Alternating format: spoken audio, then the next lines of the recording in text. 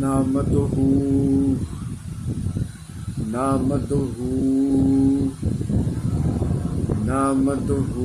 ونصلي وسلم على رسوله الكريم أما بعد قال الله تعالى في القرآن المجيد فرقان الحميد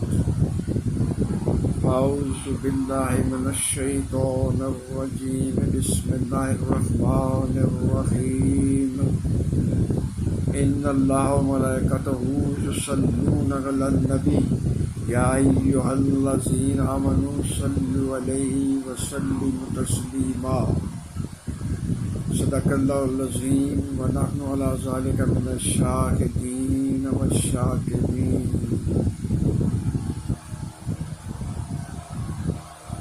حقیر پر تقصیر فقیر مسعود مہدی جنجوعہ کا سلام ہر ایک کو پہنچے. آج وطن عزیز میں یہ بحث چھڑ گئی ہے کہ ایک سیاسی جماعت کے 123 کم و بیش ممبران نے قومی اسمبلی کی نشستوں سے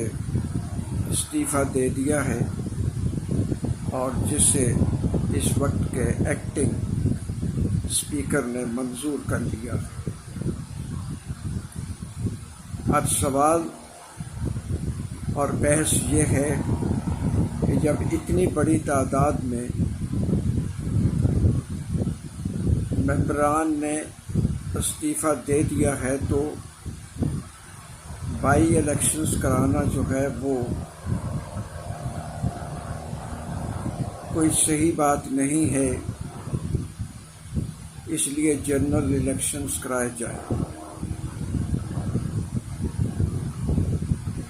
کیونکہ یہی جمہوریت ہے. میرا سوال یہ ہے کہ اس مطالبہ کے اوپر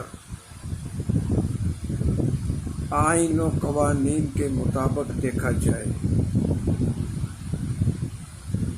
جمہوریت تو یہ بھی ہے کہ جو اکثریت کہے وہ کیا جائے. جمہوریت تو یہ بھی ہے کہ اگر اکثریت جو ہے وہ آئین اور قوانین کے خلاف کہے تو وہ نہ کیا جائے. جمہوریت لفظ آتا ہے جمہور سے اور جمہور ہیں عوام. اب عوام کے جو ہے اس کے ذریعے سے ہم منتخب جو ہیں ان کے کیے ہوئے لوگوں کو ہم جب اسمبلی میں بھیجتے ہیں اور اسے یہ کہتے ہیں کہ یہ سب سے زیادہ مقتدر ادارہ ہے،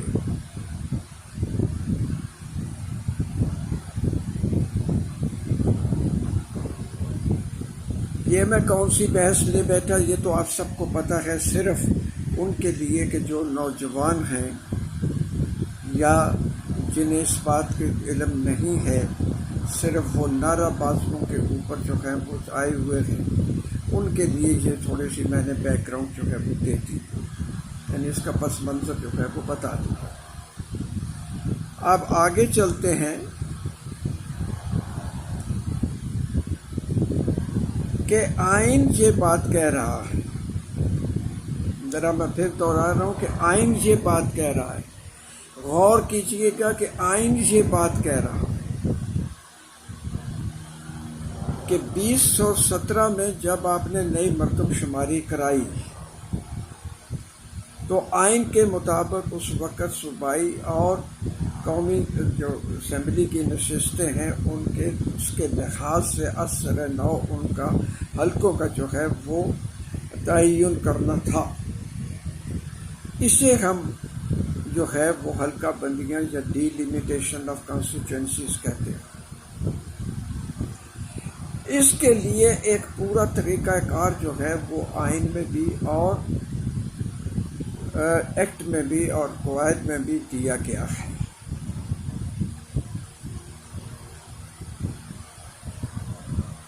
اب چونکہ فوری طور پر یہ انتخابات آ گئے تو اس لیے ایک دفعہ اس سے یہ بات جو ہے وہ لے لی گئی سپریم کورٹ سے کہ یہ اس دفعہ جو ہے وہ پرانی حلقہ بندیوں کے اوپر جو ہے وہ کیے جائیں، انتخابات کیے جائیں اور آئندہ جو ہے وہ ڈیلیمیٹیشن کر لی جائے۔ اب میری اطلاعات کے مطابق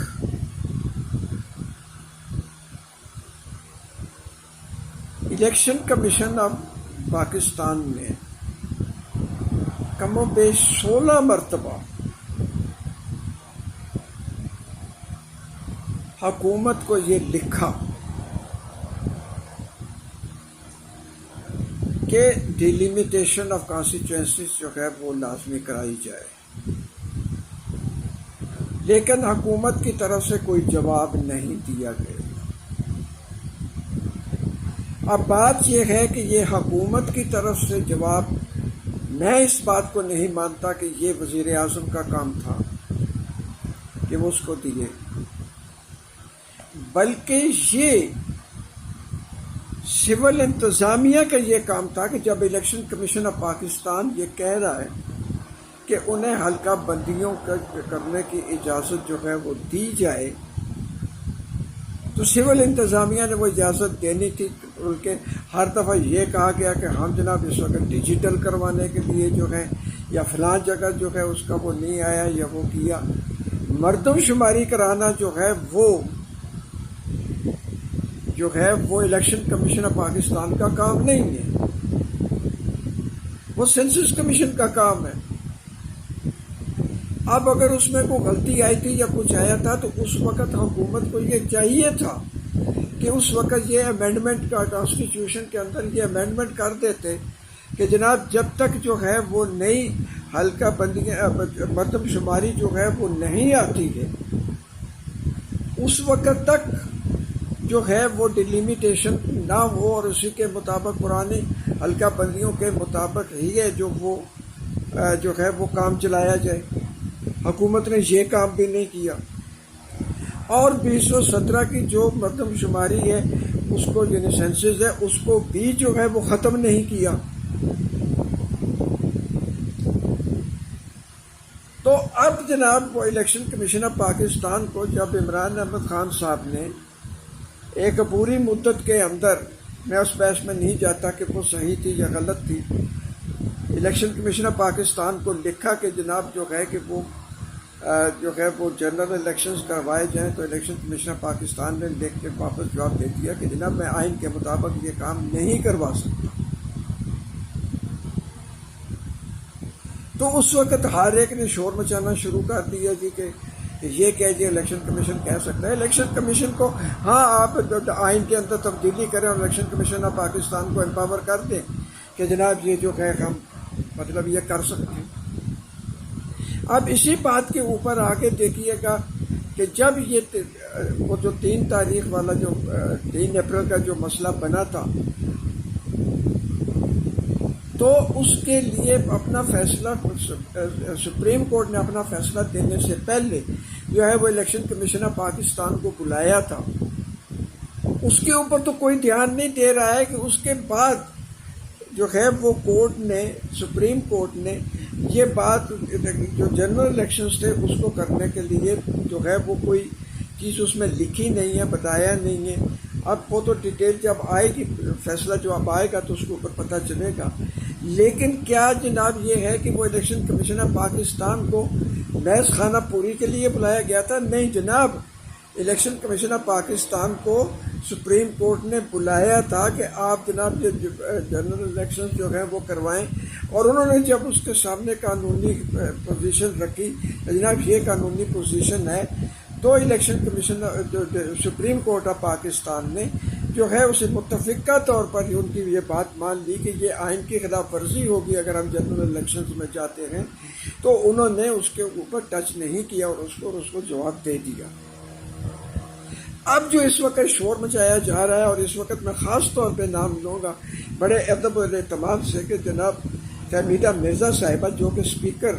رہ چکی ہیں اسمبلی کی، اور ایک انہوں نے انٹرویو دیا ہے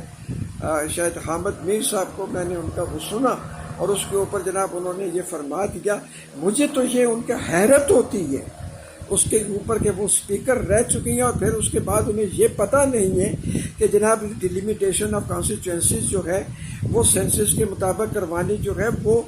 ایک آئین کا ایک حصہ ہے، کہ آئین میں مطلب ہے کہ اس کے لیے وہ لازم ہے وہ کروانے کے لیے، جسے سپریم کورٹ آف پاکستان نے بھی مان لیا کہ جناب کہ یہ جنرل الیکشنز جو ہیں وہ اس وقت نہیں ہو سکتے ہیں، اور ٹائم فریم انہوں نے دیا کہ جناب ہم 4 مہینے میں جو ہے وہ ڈیلیمیٹیشن جو ہے وہ کروائیں گے، اور اس کے بعد 90 دن لے کے تو جناب آپ کا جنرل الیکشن کروا دیں گے۔ انہوں نے یہ بھی کہا الیکشن کمیشن پاکستان نے کہ ہم جنرل الیکشن کروا سکتے ہیں، بشرطے کہ آپ یہ آئین کی یہ شک جو ہے اسے ہٹا کے ہمیں دے دیں، تو ہم جناب جنرل الیکشن ابھی کروا دیتے ہیں۔ یہ اس وقت ایک بحث لے کے آگے جناب چلے جا رہے ہیں کہ جناب یہ کیوں نہیں ہو سکتا، وہ کیوں نہیں ہو سکتا۔ ہاں یہ نہیں ہو سکتا کہ یہ آئین اس کو روک رہا ہے، آئین کو آ کے ٹھیک کیجیے گا، اس کو بتائیے گا، اس کے اندر کہیے گا کہ جنرل الیکشن آ کے کروا لیں۔ اب بات یہ ہے کہ جو بائی الیکشنز ہیں وہ کہاں لکھا ہوا ہے کہ جناب 20 ہوں گے تو بائی الیکشنز ہم مطلب ہے کہ وہاں تک ہو جائیں گے، 25 ہو جائیں گے تو جناب بائی الیکشنز نہیں کروا سکیں گے۔ بائی الیکشن اگر پوری اسمبلی کا بھی کروانا پڑ جائے تو پوری اسمبلی کا بھی ہو سکتا ہے۔ ہاں یہ دیکھیں نا کہ ایک بات جو ہے کہ ایک خاص مدت کے لیے کہ خواہ مخواہ جو ہے وہ بائی الیکشنز نہ کروائے جائیں، اس کے لیے ایک مدت جناب وہ مقرر ہے کہ جناب اگر اتنی پیچھے اسمبلی کی مدت میعاد جو ہے وہ اگر اتنی پیچھے رہ جائے تو اس میں بائی الیکشنز نہ کروائے جائیں، کیونکہ وہ پھر خواہ مخواہ ہوگا، کیونکہ اس کے بعد جنرل الیکشنز ہونے لازم ہیں، اس وقت کے لیے وہ سیٹیں خالی رہنے دیجیے۔ جب یہ بات ایک تھی تو یہ بات بھی تو ایک اگر بات ہوتی کہ بھائی جنرل الیکشنز جو ہے بائی الیکشن جو ہے اس کی کوئی خاص طرح کا تعداد ہو جائے نشستوں کی، خالی نشستوں کی، تو جناب بائی الیکشنز نہ کروائے جائیں، تو وہ بھی جناب آئین میں لکھ دیا جاتا کہ جناب اگر اتنی زیادہ نشستیں ہو جائیں تو آئین میں لکھ دیا جاتا کہ جناب اس کے بعد اس کے لیے جنرل الیکشنز کے لیے جائیں جناب، آپ اس کو نہ کریں۔ اور اگر اس کے اوپر خاموش ہے تو اس کا مطلب یہ ہے کہ اگر ساری کی ساری نشستیں خالی ہو جاتی ہیں تو بھی بائی الیکشنز ہو سکتے ہیں۔ نہ کروانا، سوابدید کرانا، جنرل الیکشن کے لیے چلے جانا وہ ایک الگ بات ہے، لیکن آئینی طور پر اس کے اوپر کوئی مجبوری نہیں ہے کہ جناب آپ کو بائی الیکشن کمیشن پاکستان نہیں کروائے گا۔ یہ بڑی ایک سیدھی سادی سی بات ہے، اس کو سمجھ لینا چاہیے۔ اور باقی یہ باویلا بچانا، اور اب تو جناب بات ایک یہ ہے، میں نے ایک چھوٹا سا پہلے کلپ بھی بھیجا ہے ان رائٹنگ، تو اس کو بھی مطلب ہے کہ دیکھ لیجیے گا۔ پہلے تو اس وقت بات یہ ہے کہ کیا جناب سابق وزیر اعظم جناب عمران احمد خان نیازی صاحب جو ہیں،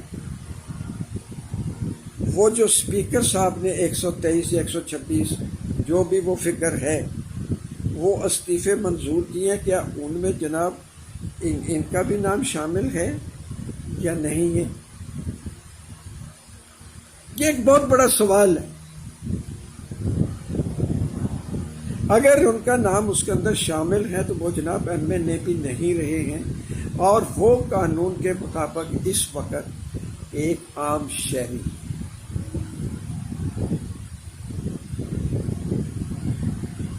جو کہ ایک